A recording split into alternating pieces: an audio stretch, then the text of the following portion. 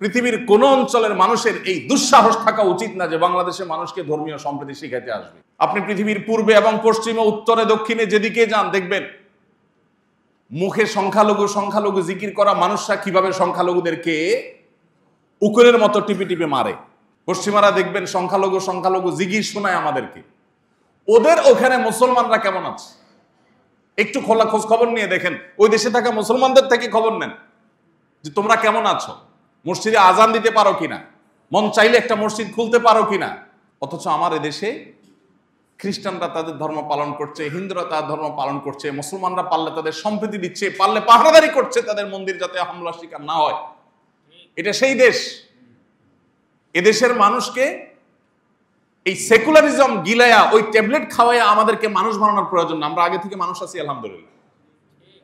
বরং সংখ্যাগরিষ্ঠ মানুষ এদেশের ধর্মপ্রাণ। হিন্দুরাও ধর্মপ্রাণ, মুসলমানরা ধর্মপ্রাণ। হিন্দুরা তাদের ধর্মে, মুসলমানরা তাদের ধর্মে ধর্মপ্রাণ। অতএব রাষ্ট্র পরিচালনার যে মূল সংবিধান, সেই সংবিধানে যদি ধর্ম বিশ্বাসের প্রতি শ্রদ্ধাবোধ থাকতো তাহলে এদেশের ধর্মপ্রাণ মানুষদেরকে রাষ্ট্র অন করত, তারা রাষ্ট্রকে অন করত এবং রাষ্ট্র অনেক বেশি এগিয়ে যেতে পারত। 24-এর এই পরিবর্তনের পেছনেও আপনারা জানেন যে এদেশের ধর্মপ্রাণ মানুষদের কি পরিমাণ অবদান আছে। সেই আবু সাইদের ফেসবুক ওয়ালে যদি আপনি যান, আপনি তার লাইনে লাইনে দেখতে পাবেন কতটা ধর্মপ্রাণ সে ছিল। এভাবে একটা একটা করে আপনি যদি দেখেন, অগণিত মাদ্রাসার ছাত্ররা এখনো তাদের চোখ নাই, হাত নাই, পাও নাই, তারা হসপিটালের বেডে কাতরাচ্ছে। আমি পত্রিকার কোনো পাতায় দেখিনি তাদের অবদানকে শ্রদ্ধার সাথে উল্লেখ করতে, কিন্তু হসপিটালের বেডে বেডে গিয়ে আমি নিজের চোখে দেখেছি তাদের কষ্টগুলো। আপনি এখনো গেলে অনেক জায়গায় দেখতে পাবেন। সে 71-এ যা হয়েছে এখনো যেন আবারও সেটা না হয়, আবারও যেন আমাদের চেতনাকে যেন হাইজ্যাক করা না হয়। এই জন্য আমাদেরকে একটু সজাগ থাকতে হবে।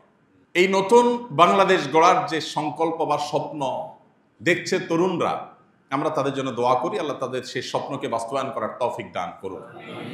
শোষণের হাত থেকে আল্লাহ আমাদের প্রিয় মাতৃভূমিকে মুক্ত করুন। আমাদেরকে যেন কোনো ক্ষমতাসীন শক্তিরা যেন শোষণ না করে। আমরা যেন এমন কিছু নেতা পাই, এমন কিছু মানুষ পাই, তারা কারা হবে আমরা জানি না। আল্লাহ যাদেরকে দিয়ে এদেশের মানুষের নসিবে ভালো কিছু দিবেন, আল্লাহ তাআলা তাদেরকে আমাদের জন্য উপযুক্ত হিসেবে কবুল করে নিন। আমরা জানি না কারা কোত্থেকে আসবে, কিন্তু এই তরুণরা স্বপ্ন দেখাচ্ছে যে আর নয়, জুলুম বহুত হয়েছে।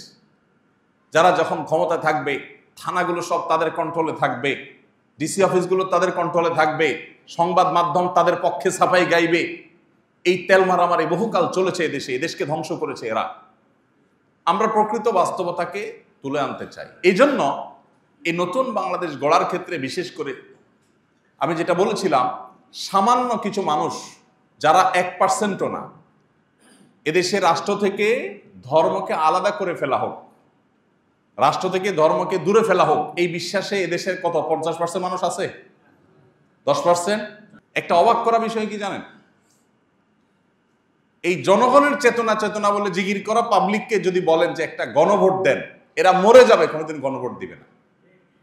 কারণ গণভোট দিলে এরা জানে যে এদেশের ধর্ম, বর্ণ, দল, মত নির্বিশেষে সকল মানুষই ধার্মিক। এদেশে হিন্দুরাও ধার্মিক, মুসলমানরাও ধার্মিক।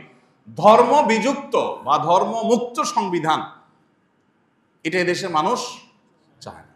আমরা শুধুমাত্র মুসলমানদের কথা বলছি না, আমরা বলতে চাই যে আমাদের সংবিধানে এমন কোন ধারা, উপধারা যদি থাকে যেটা এদেশের মানুষের ধর্মীয় এবং সামাজিক মূল্যবোধের পরিপন্থী, তাহলে সেটা অটোমেটিক বাতিল হতে হবে।